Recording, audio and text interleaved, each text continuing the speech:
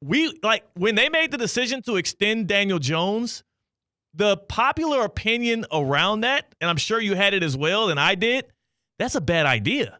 There were a lot of people outside of the Giants front office and outside of that, whatever they got going on out there in the Meadowlands that felt that was a poor decision, and they were reacting off of a season where they overachieved, and now we're seeing that. So I'm glad that at least those two guys didn't lose their jobs over it. I think that's what scared them off from extending Saquon Barkley, though, this past offseason, was that Daniel Jones contract being a victim of your own success, and now you're hamstrung to a bad quarterback, which you're going to have a bad season this year. Well, I think they're lucky in the sense that they're going to get off that money this year, all right, after this season.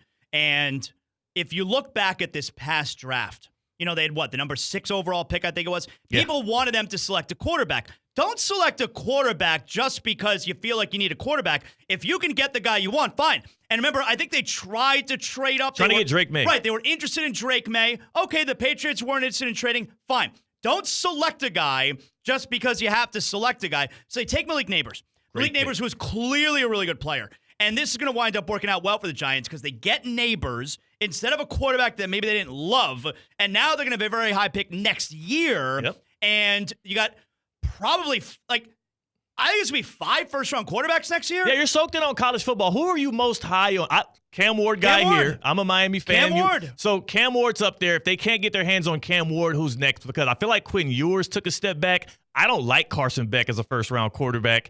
And it starts to get a little slim after that, like Shedeur Sanders. Look, Quinn Ewers, Carson Beck, Shedeur Sanders, Jalen Milroe, Cam Ward. Yeah. Those are the 5 guys I think we're talking about here. Can the kid from Oregon come out yet? Gilmore? Yeah, Dylan Gabriel. He better. He better come out. Yeah. Okay, so you got 5 or 6 maybe. Yeah. That could be in the first round.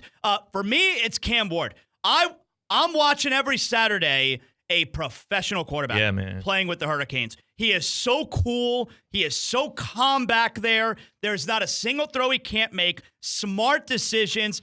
I think Cam Ward's the number 1 guy off the board.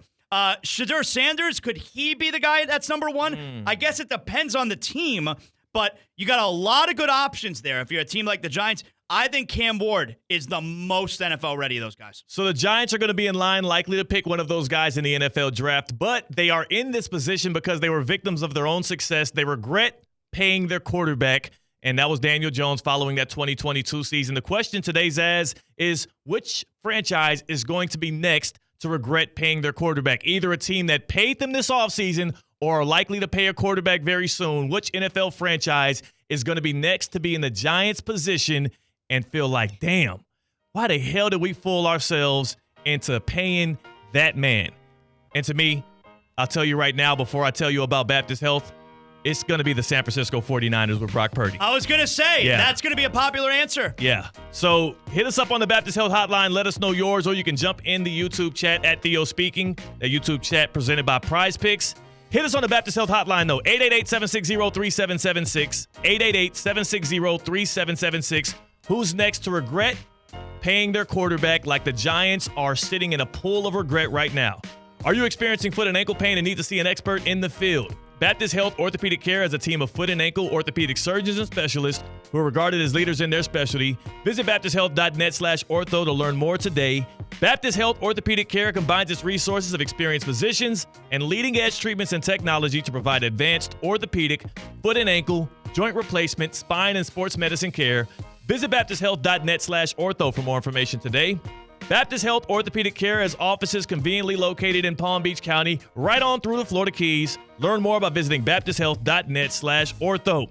We got Jonathan Zaslow in the house. He's going to be in Nashville this weekend for Texas versus Vanderbilt. And I appreciate you pulling up in studio. It's great to have you in the ambiance here in the downtown City Place studios. And you see the women, they just walked by, they're gawking at you. They're like, what's going on in here? There's a live radio show. It's love right here. I love that we face right here Rosemary Ave, and we're able to see the fans and interact with them. We're thinking about putting up like a poll right here, so when they see the poll, they can kind of actually give some reaction, because it's weird when they just walk by and look at you like you're a zoo animal. Yeah, you should put up a sign saying, yes, this is a live radio show. With a little QR code where you can tap in.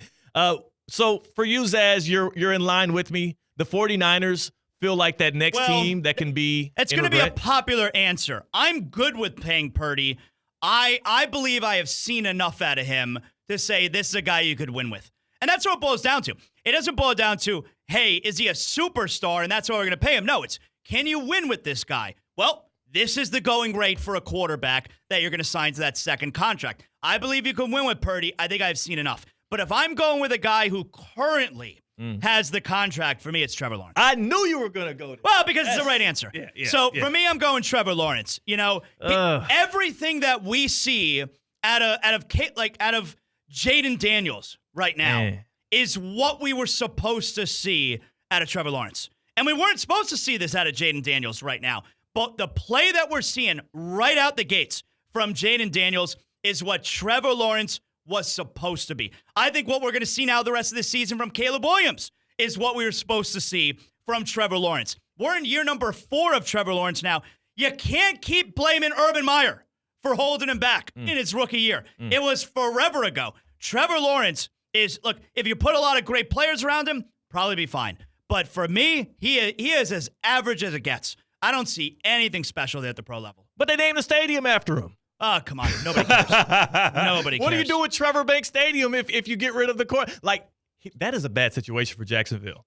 Yeah. I don't know how you fix it. Yeah, you got a lot of years left and a lot of money and a quarterback who I don't think is very good. Yeah, I'd say it's a bad situation. So for me with the 49ers, here's where I draw the issue. I'm not one of those anti-Brock Purdy guys. I think he's a serviceable quarterback. I think he's a good quarterback. I just look at the facts that we've been presented over the past 2 years. If you look at the 2-year spectrum, the past 24 months, by far the best roster in football outside of the quarterback position has been the San Francisco 49ers. Right. Also, you have Kyle Shanahan as a head coach here. He's been there since 2017. Again, coming off of last weekend, they're now 0-5 against the Kansas City Chiefs.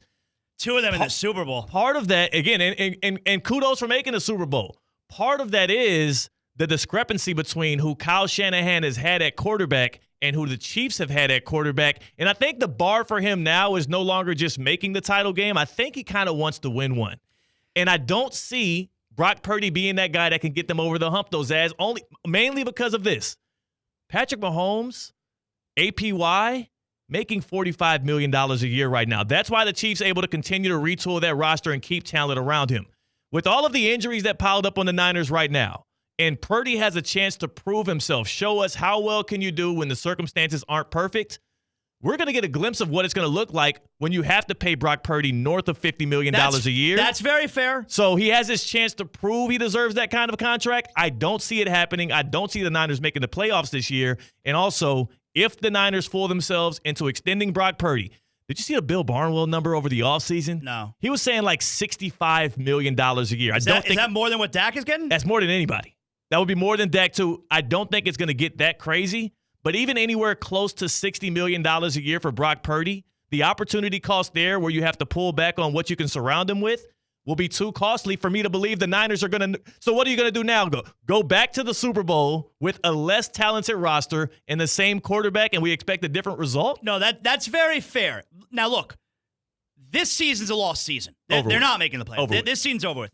But I am willing to entertain the argument that their window is closing because, like you mentioned there, once you pay Purdy, making him the highest paid doesn't make any sense to me. No, like, he should be in that $50+ million range that guys like Tua are in. I don't know why he has to be. It's something I'll never understand about the way the NFL works is just because you're a free agent, and you're a really good player, why does that mean you have to be the highest paid? Yeah. I'll never understand that. He should be somewhere in that $50+ million range. But the window is likely closed. Now, it doesn't mean it can't open back up in a couple years. But it's likely closing for now because obviously there's less talent that you're going to be able to put around Purdy. Yeah. Once you pay him that, that's why you re-sign Ayuk right now. Come on. That's why you bring in McCaffrey. That's why you try and take advantage. You look at the Dolphins. They brought in Hill. They brought in Bradley Chubb. You bring in these guys. You make these bold moves because you want to strike while the quarterback is giving you the huge value against the contract that he's currently playing under. If you draft a quarterback and you see he is really good, you have those 4 years right there. Not quite the same with Purdy because he was the last pick in the draft. Yeah. But you have those 4 years right there. That's your window. That right there is your window for winning.